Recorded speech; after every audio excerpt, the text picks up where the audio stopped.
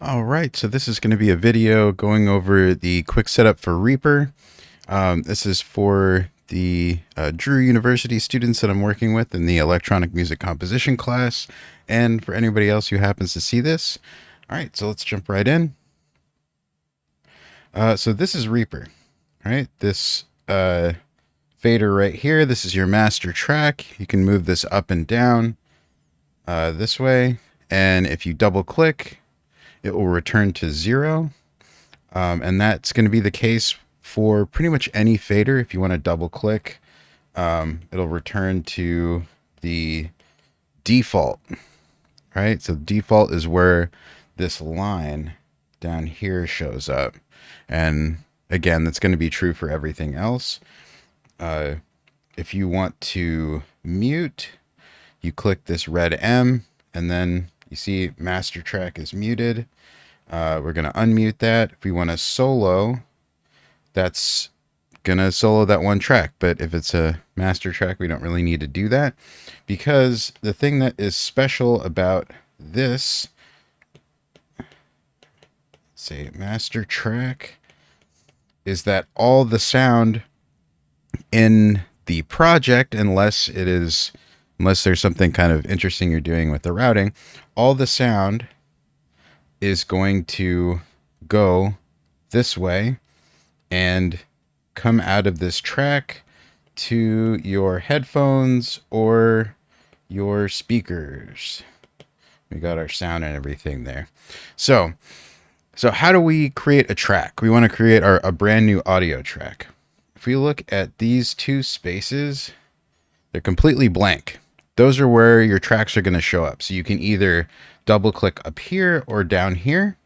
In this area is the mixing window section, or one of the mixing windows. And then this one is the sort of horizontal timeline area. I generally like working with the lower one. So I'm just going to put my mouse down at the bottom, double click, and a track will show up. And you can see it mimics the master track in a lot of ways. It has a fader. We have our mute and solo buttons. And this little dial here is actually panning, which is what pushes the sound left and right. And then we have our input section right here. And that's going to be where we select the kind of sounds that we want to have go into the project. So very simply, if you are using your computer only, and I would recommend you use a pair of headphones with that, you can, this input should already be set up. You can actually click on this and decide what input you want. I have a lot of inputs, but if I were to say click on mic 11, which is how you're hearing me, and then I were to click on this, you're going to hear my voice double. And there it is. So this is a special button. This is the record arm button. And what that does is it arms the track so that sound can come through in real time like that. So if I click on it, now the sound is coming through. Sound comes in through this track and then goes out our master track there. You can also see that you can see your faders and things up here. And what this does is, now that that's record enabled, I can hit the record button right here, and I'm just going to keep talking, and it's recording, and now I'm going to hit stop, which is right next door. Hit the stop button, probably familiar with that. You can tap enter, or you can click save all. And in order to see what is happening here, you want to hold shift down, hold down the shift key, and then drag your fingers down on your trackpad or on your mouse. You can actually, if you have a wheel on your mouse, you can actually spin that up and down and it will zoom. And if you notice, it's zooming in actually where the arrow is. It's zooming in right here right now. And that is because of this green line, which is our timeline. So if I click anywhere above this area, like say up here, I can move this around. And then when I go to zoom, it goes into that spot. You can also hold Command or Control and make this larger, dragging with the same controls. I'm going to leave that where that is. And we can go to click at the beginning. We can hit play. And I'm just going to keep talking. And we can hear myself. And you can hear me speaking. It's recording. And now I'm going to hit stop. So pretty straightforward. Feel free to go back and re-watch this and try to follow along with me. You can actually set the speed in YouTube to be slower if you click on the little gear icon there. One quick disclaimer: if you are using just your computer for recording, you're not going to want this sound to come straight out of your computer. You'll want to, if you're not using headphones. So if you want to be able to hear your sound go into the computer like this, right? And then come back out and say, yeah, we got our headphones here.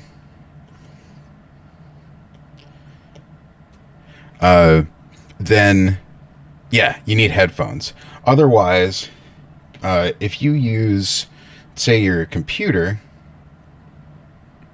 right? Got our computer here, and we got our screen and everything like that, keyboard, yada yada, right? So on your computer, you have your speakers, and they're going to send sound out like that, right? And let's say that you are standing over here. We'll say that your computer is a little bit closer to your size in this case. Let's say that you don't have headphones and you're trying to record, and you click this record enable button. Once that happens, we'll say that your microphone is this square down here. The sound, what you say or what you do in the room, is going to go into that microphone. Then it's going to come over here. It's going to come out and then go right back out of your speakers, right? But the problem is that the sound that the speakers are making is also going to turn back around and become the sound that is going into the microphone.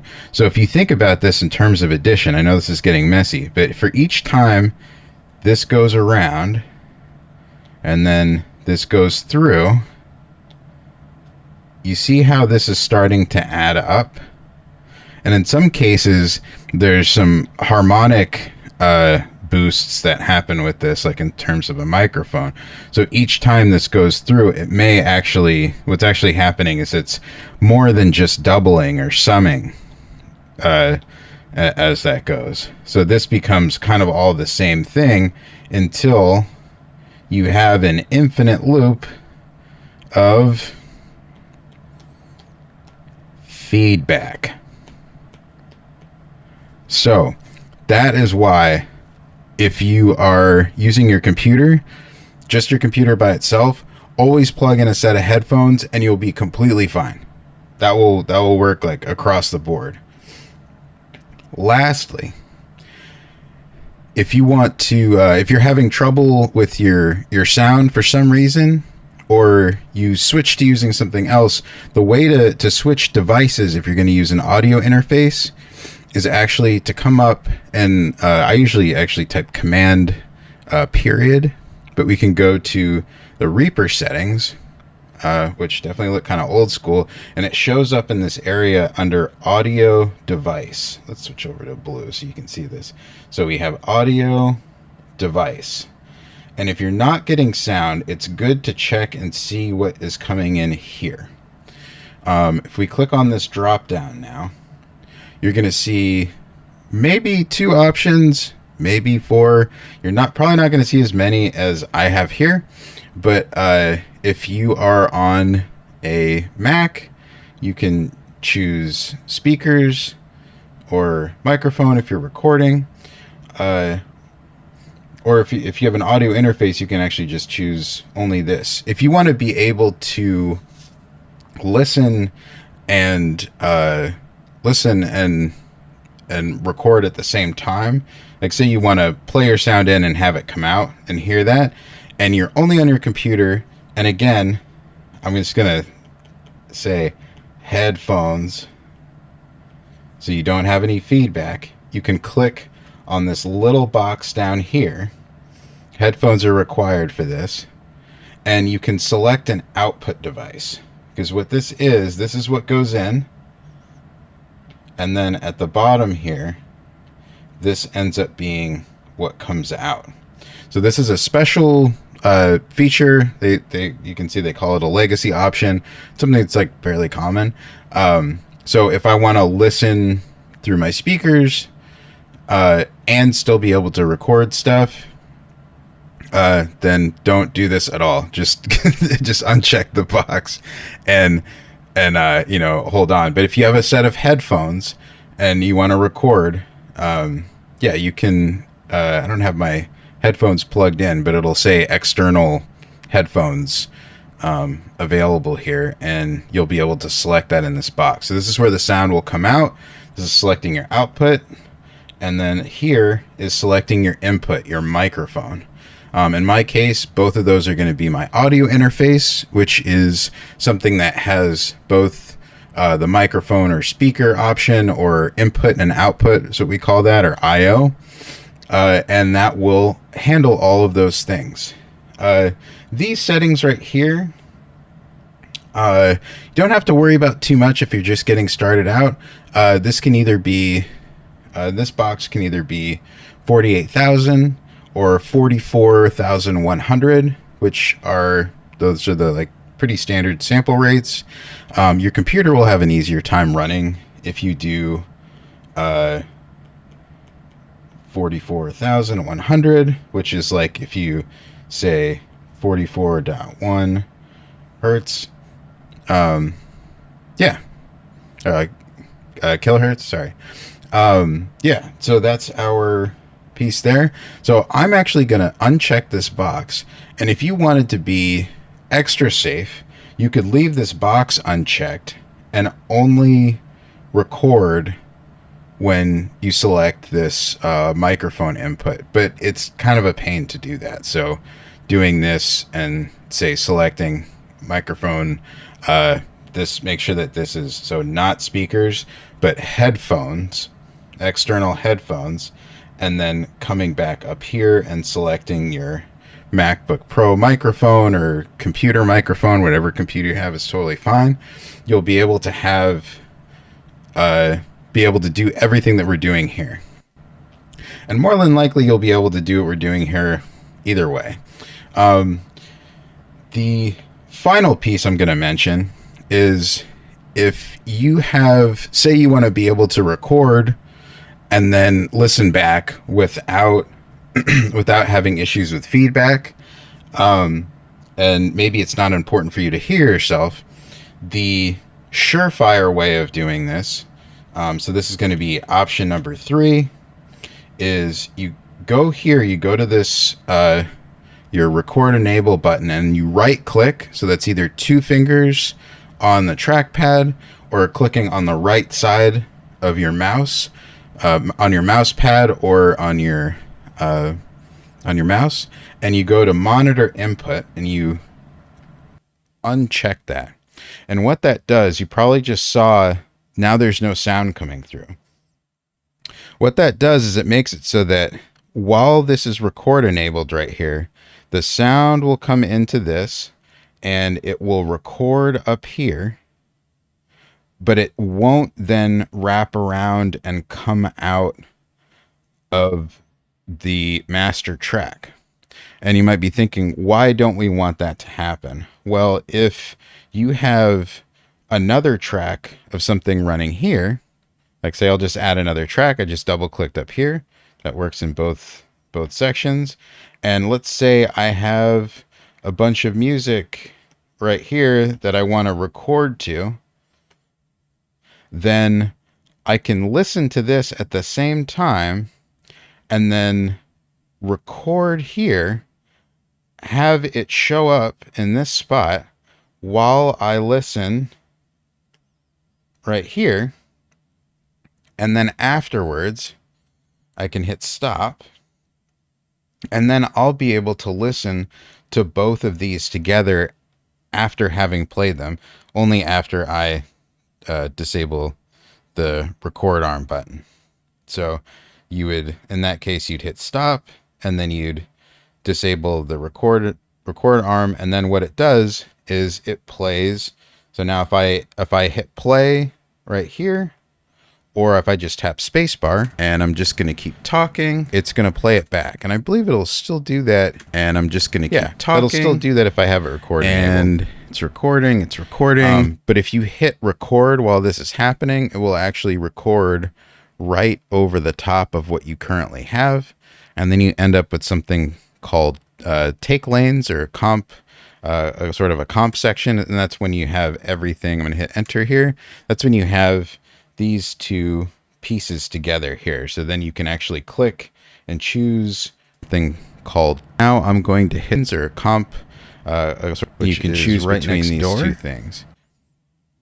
And you end up with something together, which is kind of cool, but we're not going to go into that too much. In order to undo, you want to do, let me see if I can draw this. Am I doing it? Oh my gosh. You want to do Command Z. That is undo. Super important combination there. So you can undo all of this. I'm just doing Command Z. On PC, that's Command Shift Z. And I am back to, it's going to undo anything that you do, even if it's a bunch of things. So now I'm back to normal, right? So that is that one. If I hit Command Z again, you can see how it's even changing here, and it got rid of the track that I had here. So that is a very powerful thing to make sure that you're aware of. So it's spacebar to play, recording and stop, recording, and Command Z or Command Shift Z to undo. And I think we'll take that from there. Don't forget to, click around up here to change your timing. And I think the last one was holding Shift plus, what is that? Dragging 2 fingers on the trackpad, or just the mouse wheel will do this also. To zoom in and out, you can also use these buttons down in the corner and it can be plus and minus in this way. And keep in mind that you do have a window with different navigators on the side here that you can actually move as well if that's more comfortable than using the trackpad. Currently, I don't have enough tracks to need the side navigation, but you can see now I can move this, right? So let's go ahead and clear that. So I prefer the 2-finger drag and actually using the trackpad, or you can use the mouse. So there's a lot of options. And you can, if you want to see all the inner workings and something that's like a little complicated, you can actually do Shift ? And you can see how everything is mapped inside the computer for Reaper and all the Reaper options. And you can kind of see that this is pretty substantial. But I wouldn't start tinkering around with this too much until you know how that's all that's going. So thanks for following along. If you have any questions, feel free to send me an email or leave something in the comments too. That's totally fine. And we'll get together and go over go over this. So have a great day, and we'll see you soon.